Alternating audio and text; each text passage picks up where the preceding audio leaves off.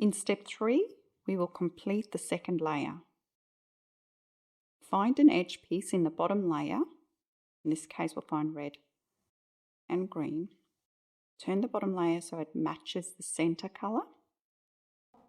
See whether that edge piece needs to go to the left or the right by checking the corresponding color.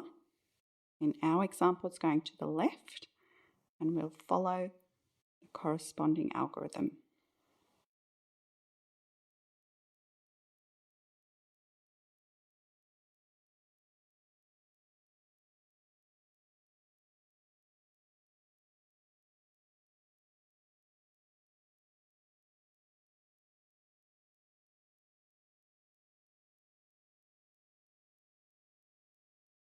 Now we find the next piece in the bottom layer, any edge that doesn't have the color yellow in.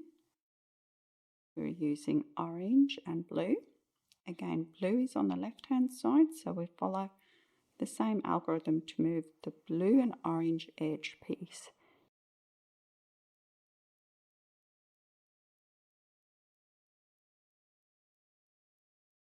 So you're going to do that 4 times for the 4 edge pieces.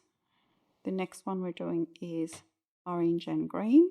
We turn the bottom layer so the orange matches the center.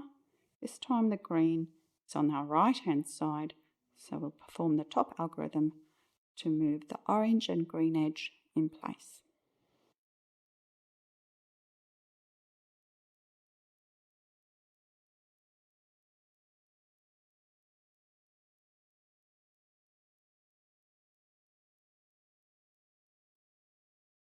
So for our last edge piece,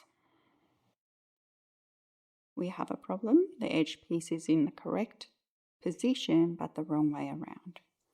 So we just follow the possible problem section to pop that edge piece out into the bottom layer, and then we'll be putting it back in the correct way around.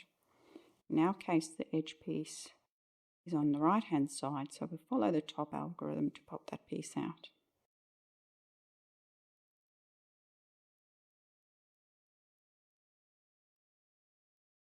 Now we just turn that piece back to match its center, and we're going to follow the top algorithm again to put it in place the correct way around.